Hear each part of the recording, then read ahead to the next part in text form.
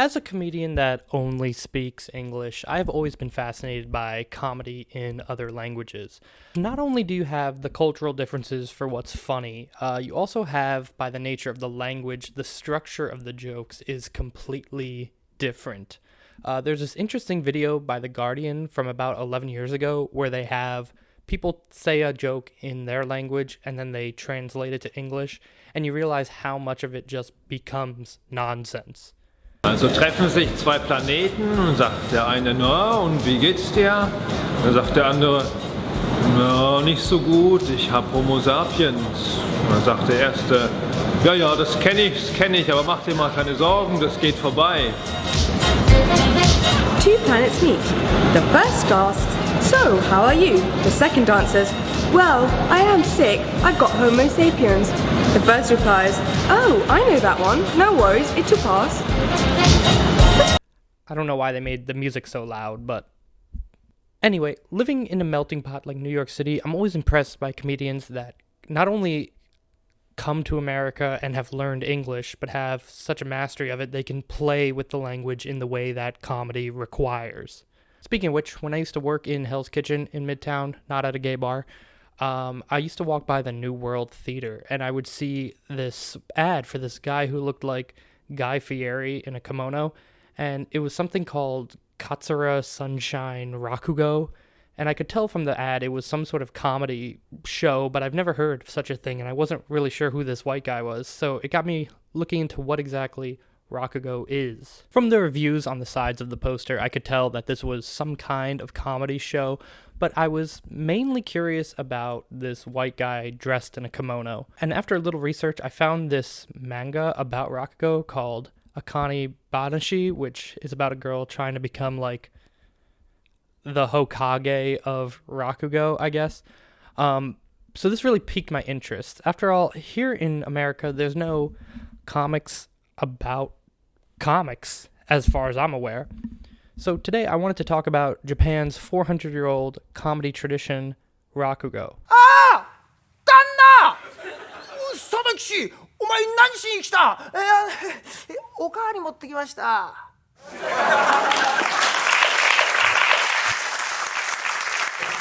Rakugo is similar to stand-up in a lot of ways in that it's a single performer delivering their monologue by themselves.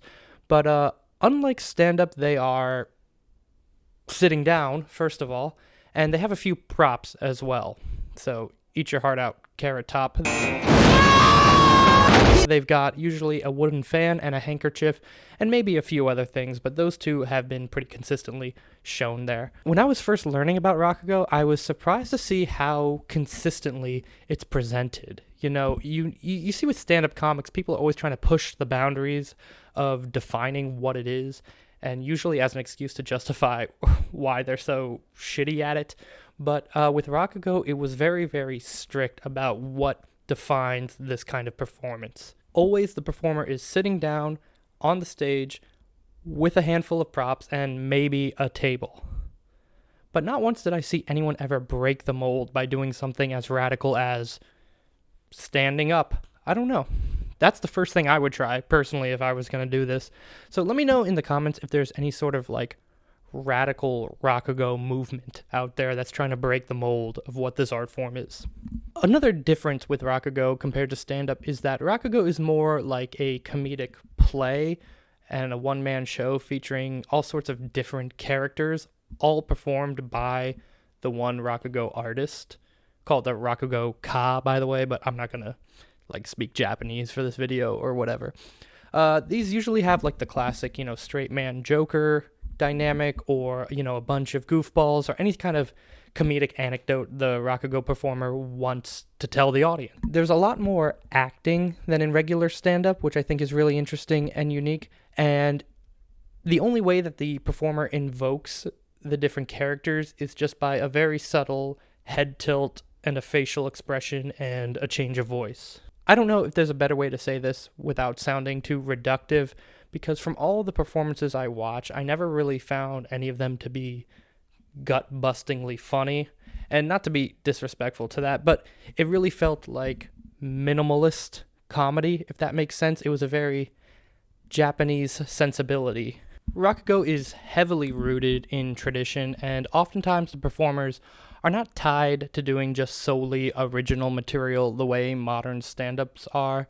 They are doing famous classics in the way that like vaudeville performers back then used to do, which is something I talked about in my video on the origins of stand-up, which you should check out here. And another important aspect of Rakugo is that you like and subscribe to this channel. Please. In preparing for this video, I wanted to watch a bunch of Rakugo and learn more about it, and none of the bits made me laugh out loud the way an episode of like Gintama or Gaki no Tsukai does. The vibe of these performances is sort of just like when your uncle tells you a funny story at Thanksgiving, and that's where you don't have to worry about them saying something racist by accident. And that's when I begin to worry that there was something being lost in the language barrier of this. Like, how did this art form last for 400 years with just sensible chuckles? It reminds me of when I did my study abroad in Thailand in college, and one of my Thai classmates showed a meme of a crab photoshopped on a plane, and they both just bust out laughing. And one of them explained to me that it was just like a Thai language pun making fun of a politician, and I just was completely lost. All that to say that without a strong grasp of the language, I'm figuring that a lot of the comedy is just lost. That brings us back to our old friend Katsura Sunshine, born Greg. But he is the most popular English-speaking Rakugo performer in the West and I believe one of the only of Western descent, if the internet is to be believed.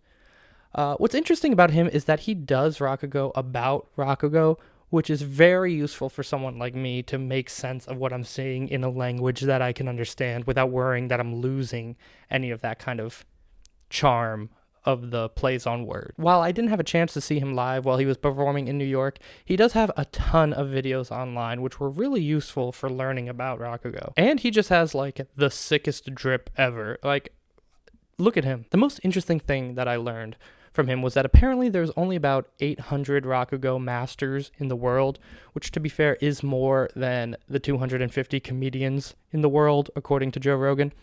That really stuck out to me, 800 Rakugo masters. It's unclear on who decides who becomes a master. I'm not sure what has to be done, but according to Mr. Sunshine, you have to go under a multi-year apprenticeship with a Rakugo master in order to earn the right to perform yourself.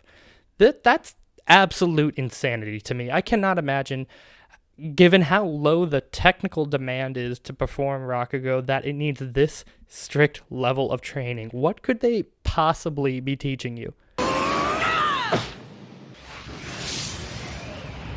Don't be in such a hurry. I didn't say start yet. On the other hand, I could think of quite a number of comics that definitely should need permission before they're allowed to speak in public. So, according to this document about Mr. Sunshine, apparently the apprentice is not allowed to go out on dates, drink, or smoke, and they have to clean the master's house for 4 years. Like, why? Why is this so serious? I thought it's stand-up comedy. What are they doing? The performances are under an hour. I don't know what could be so demanding. Perhaps I'm just culturally ignorant as to why this is, and obviously the art form needs discipline and structure in order to be good at it, but it's unclear why this particular form of comedy needs so much restriction. I've never heard of a comedy apprenticeship in the first place, and they're more theatrical acting than like gut-busting jokes and writing, so it's really strange to me.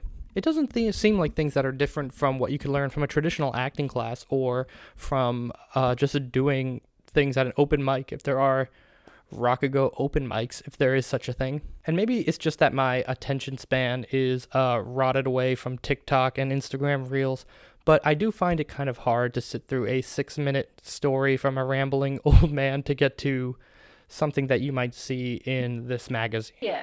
Hey!